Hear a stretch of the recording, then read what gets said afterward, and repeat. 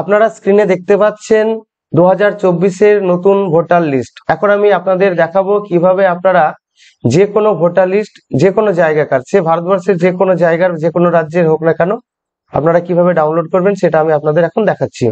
তো যে কোনো ভোটার লিস্ট ডাউনলোড করতে গেলে আপনাদের প্রথমে আপনার সিস্টেমে, সেটা হতে পারে আপনার কম্পিউটার বা ল্যাপটপ, সেই সিস্টেমে গিয়ে একটা ব্রাউজার ওপেন করবেন। সেই ব্রাউজার ওপেন করে সেখানে গুগলে যাবেন। গুগলে গিয়ে আপনারা টাইপ করবেন, প্রথমে টাইপ করবেন CEO-WB। এই CEO-WB টাইপ করার পরে প্রথমে আপনারা যে অপশনটা দেখতে পাচ্ছেন chief electoral officer West Bengal, এইখানে যাবেন। এইখানে যাওয়ার পরে আপনারা পেজটাকে একটু স্ক্রল ডাউন করবেন। এটা আপনারা মোবাইলেও করতে পারেন, মোবাইলে করলে পরে একটু পেজটাকে অনেকটা স্ক্রল করে নিচে নেমে আসতে হবে। আর কম্পিউটারে করলে আপনারা পাশে এখানে দেখতে পাচ্ছেন এই যে ভোটার লিস্ট, এই যে অপশনটা, এইখানে আপনাকে টাচ করতে হবে বা এখানে আপনাকে এন্টার করতে হবে। তারপরে এখানে দেখতে পাচ্ছেন প্রথমে আপনাকে কতগুলো সিলেকশন করে নিতে হবে।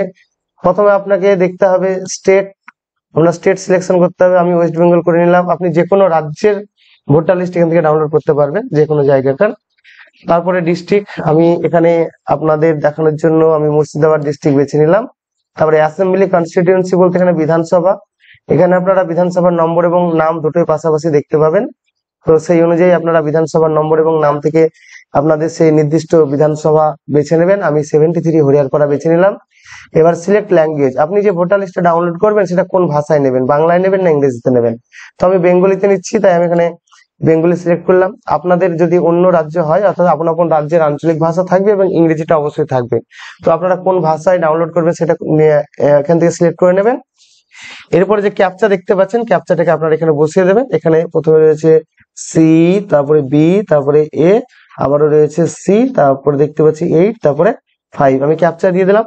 ক্যাপচা দেওয়ার পরে এবার নিচে আপনারা চলে আসুন, যে এখানে সমস্ত মানে পার্টের ভোটার লিস্ট গুলো দেওয়া রয়েছে। তো আমি 73 হরিয়ারপাড়া বেছে নিয়েছি। 73 হরিয়ারপাড়ার অধীনে তো অনেকগুলো বুথ রয়েছে।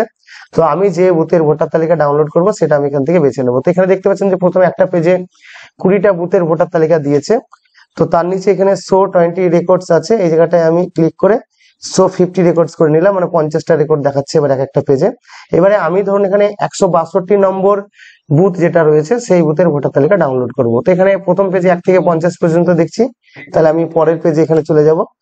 এই পেজেও আমি পাবো না, তারপরের পেজে যাচ্ছি, তারপরের পেজেও নাই, আমি 162 নম্বরটা পেয়ে যাচ্ছি 4 নম্বর পেজে। এই যে 162 নম্বর আমি যে পার্টের ভোটার লিস্ট ডাউনলোড করতে চাইছি, নিশ্চিন্তপুর হাই স্কুল। এবার দেখুন এখানে দুটো করে আপনার এই যে অ্যারো ডাউন চিহ্ন রয়েছে, অর্থাৎ ডাউনলোড করার চিহ্ন আপনারা দেখতে পাচ্ছেন। তো প্রথমে যেটা দেখছেন এটা হলো ড্রাফট ভোটার লিস্ট, তারপর এখানে ফাইনাল ভোটার লিস্ট। আরো যদি কিছু ভোটার লিস্ট বের হয় সাপ্লিমেন্টারি, সেগুলো কিন্তু এখানে পাশে দেওয়া থাকবে।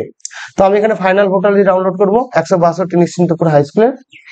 আপনারা আপনার মতো বেছে নেবেন এখান থেকে। তো আমি এবার এখানে ক্লিক করছি। এখানে ক্লিক করার পরে একটু সময় নেবে, একটু সময় নেওয়ার পরেই কিন্তু আপনার ভোটার লিস্টটা ডাউনলোড হয়ে যাবে। এই সময়টা নির্ভর করবে আপনার সার্ভারের কন্ডিশন এবং নেটের স্পিডের ওপরে। তো ভোটার লিস্ট ডাউনলোড হয়ে যাচ্ছে, আমি অলরেডি ডাউনলোড করে রেখেছি। সেই ডাউনলোড করা ভোটার লিস্টটাই আমি আপনাদের আগে দেখালাম। তো এরকম ভাবে কিন্তু আপনারা যে কোনো জায়গাকার, মানে ভারতবর্ষের যে কোনো রাজ্যের ভোটার লিস্ট ডাউনলোড করে নিতে পারবেন। তো দেখতে পাচ্ছেন যে ভোটার লিস্ট ডাউনলোড হয়ে গেল, এই যে নির্বাচক তালিকা। এবার আপনারা এখান থেকে দেখে নেন আপনার ভোটার লিস্টে নাম ঠিকঠাক আছে কিনা। যদি ঠিকঠাক না থাকে তাহলে আপনারা উপযুক্ত ফর্ম ফিল আপ করে সেটা কারেকশন করে নেবেন। একটা কথা মনে রাখবেন যে আপনার কাছে ভোটার ছবি আছে মানে কিন্তু আপনি ভোট দিতে পারবেন এমন নয়। ভোটার তালিকাতে কিন্তু আপনার নামটা থাকতে হবে। অনেক সময় ভোটার তালিকা থেকে নাম বিভিন্ন কারণে বাদ চলে যেতে পারে। তো আপনাকে মাঝে মাঝে বিশেষ করে ভোটের আগে চেক করে নিতে হবে যে আপনার নামটা ভোটার তালিকায় আছে কি না। আপনার নাম ভোটার তালিকায় আছে কিনা সেটা চেক করার বহু পদ্ধতি রয়েছে। একটা পদ্ধতি হলো ভোটার তালিকা ডাউনলোড করে দেখে নেওয়া। এছাড়াও আপনি SMS পাঠিয়ে দেখে নিতে পারেন, বা আপনার এপিক নম্বর দিয়ে, বা এমনকি আপনার মোবাইল নাম্বার লিঙ্ক থাকলে সেটা থেকেও কিন্তু আপনি চেক করে নিতে পারেন আপনার ভোটার তালিকায় নাম আছে কিনা, বা থাকলেও সেটা কোন বুথে রয়েছে, কত নম্বর সিরিয়ালে রয়েছে, সবকিছু আপনি জানতে পারবেন। সেগুলো আমি অন্যান্য ভিডিওতে দেখিয়েছি, সেগুলো আপনারা দেখে নিতে পারেন। তাহলে এইটুকুই ছিল এই ভিডিওটির আলোচনা। যদি ভিডিওটি দেখে ভালো লাগে একটি লাইক করবেন, কিছু জানার বা জানানোর থাকলে কমেন্ট। সর্বোপরি এই ধরনের ভিডিও ভবিষ্যতে পাওয়ার জন্য অবশ্যই আমার চ্যানেলটিকে সাবস্ক্রাইব করে আমার সঙ্গে থাকবেন।